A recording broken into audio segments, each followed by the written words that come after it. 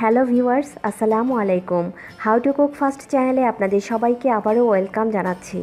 আজকে আমি আপনাদের জন্য খুবই প্রয়োজনীয় একটা রেসিপি নিয়ে হাজির হলাম। কিভাবে ঘরে সমুচার শীট বা রুটি তৈরি করতে হয় সেটাই আজকে বানিয়ে দেখাবো। সমুচার শীট বা রুটি তৈরি করার জন্য আমি একটা মিক্সিং বোলে নিয়ে নিচ্ছি 2 কাপ ময়দা। এখানে আমি 1 কাপ ঠান্ডা পানি নিয়েছি, আর লাগবে আমার স্বাদ মতো লবণ। আমি এখন লবণটা দিয়ে দিচ্ছি। লবণটা দিয়ে হাত দিয়ে একটু ভালো করে মাখিয়ে নিতে হবে। মাখানো হয়ে গেছে। এখন আমি অল্প অল্প পানি দিয়ে ডোটা করে নেব।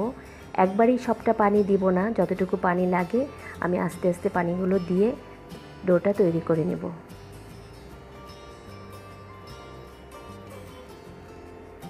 ডোটা তৈরি করতে আমার প্রায় 1 কাপ পানি লেগেছে। ডোটা কিন্তু খুব বেশি শক্ত আবার খুব নরম হবে না, আর 1 কাপ পানি থেকে ঠিক এতটুকু পানি বেঁচে গেছে। এখন এই ডোটাকে আমি খুব ভালো করে মথে নেব। ডোটা মথা হয়ে গেছে।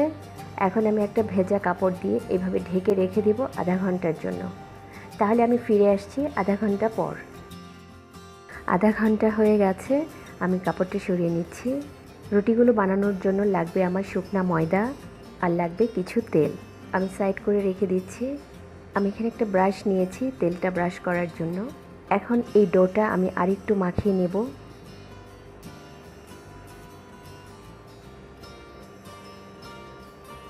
এখন আমি এই ডোটা থেকে ছোট ছোট ভাগ করে নেব। এইভাবে আমি সবগুলো করে নেব। সবগুলো শেপ দেওয়া হয়ে গেছে। এখন আমি একটা রুটি বানিয়ে নিচ্ছি। রুটিটা বানানোর সময় একটু ময়দা ছিটিয়ে নিতে হবে। রুটিগুলো খুব বেশি বড় করা যাবে না, ছোট ছোট রুটি করতে হবে। আমি এইভাবে 5-6টা রুটি একবারে বানিয়ে নেব।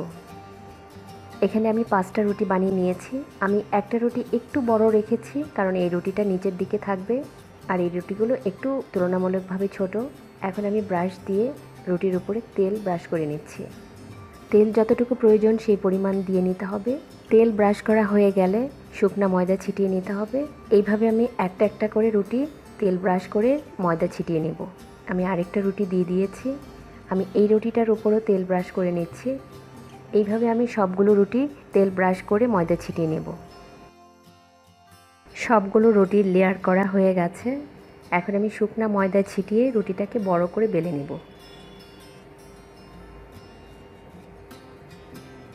একটু পাতলা করে বেলতে হবে, রুটিটা যেন মোটা না থাকে। এখানে আমার রুটিটা বেলা হয়ে গেছে। চুলায় আমি আগেই তাওয়াটা গরম করে নিয়েছি। এখন আমি রুটিটা দিয়ে দিচ্ছি। রুটিটা দিয়ে একটু সময় অপেক্ষা করব, খুব বেশি সময় না, 10 সেকেন্ডের মতো হলেই হয়ে যাবে। 10 সেকেন্ড পর আমি রুটিটা উল্টিয়ে দিচ্ছি। আর এই সময় চুলার আঁচটা একেবারেই কমানো থাকবে। এক পাশ যখন হয়ে যাবে আবারও আমি রুটিটাকে উল্টিয়ে দেব।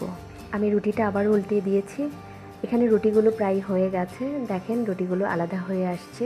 আমি চুলাটা অফ করে দিয়েছি। এখন আমি রুটিগুলো খুলে নেব। আমি এভাবে একটা একটা করে রুটি তুলে নিচ্ছি। খুব সহজেই কিন্তু উঠে আসছে, একটার সঙ্গে একটা রুটি কিন্তু লেগে যায়নি। আর দেখেন কতটা পাতলা হয়েছে, আমার হাত দেখা যাচ্ছে। একটু ঠান্ডা হলে আমি রুটিগুলো শেপ করে কেটে নেব। রুটিগুলো যখন ঠান্ডা হয়ে যাবে আমি সমোচার শেপ করে কেটে নেব। আমি একটা রুটি পিৎজা কাটার দিয়ে সমান সমান ভাগ করে নিচ্ছি। আপনারা চাইলে ছুরি দিয়েও কাটতে পারেন। এখানে আমি রুটিটাকে 8 ইঞ্চি লম্বা আর 3 ইঞ্চি চওড়া করে কেটে নিচ্ছি। এইভাবে সাইড থেকে একটু কোনাকুনি করে কেটে নিতে হবে। রুটি কাটার পরে যে অংশগুলো আছে সেগুলো দিয়েও আমি কি করব সেটা পরে দেখিয়ে দিব। আমার রুটিটা কাটা হয়ে গেছে, আমি দেখিয়ে দিচ্ছি। দেখেন কতটা পাতলা হয়েছে। এইভাবে আমি সবগুলো রুটি কেটে নেব। আমি অন্য একটা শেপে রুটি কেটে নিচ্ছি। এখানে আমি একটা রুটিকে 4 টুকরা করে নেব, আর রুটিগুলো সমান সমান ভাগ হতে হবে।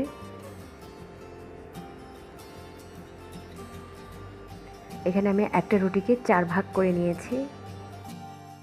এখানে আমি সবগুলো রুটি কেটে নিয়েছি। সমোচার এই শিটগুলো আপনারা ফ্রোজেন করে রাখতে পারেন। আমি একটা পলি ব্যাগে ঢুকিয়ে নিচ্ছি। এই শিটগুলো কিন্তু একটার সঙ্গে একটা লেগে যাবে না, কারণ শিটগুলো যেহেতু একটু সেদ্ধ হয়েছে। সমোচার এই শিটগুলো আপনারা ফ্রোজেন করে রাখতে পারেন। যখন খুশি যে কোনো পুর ভরে সমোচা বানিয়ে নিতে পারেন। আমি চেষ্টা করেছি খুবই সহজ করে দেখাবার জন্য। আশা করি আজকের এই ভিডিওটি আপনাদের কাজে আসবে। আপনাদের যদি কোনো উপকারে আসে সেটাই আমার সার্থকতা। এই শিটগুলো দিয়ে কিভাবে বিফ সমোচা বানাতে হয় তার একটা ভিডিও খুব তাড়াতাড়ি আপলোড করব। চোখ রাখুন আমার চ্যানেলে। যেতে যেতে আপনাদের কাছে আমার রিকোয়েস্ট, প্লিজ আমার চ্যানেলটি সাবস্ক্রাইব করবেন। ভিডিওটি দেখার জন্য সবাইকে অসংখ্য ধন্যবাদ। আল্লাহ হাফেজ।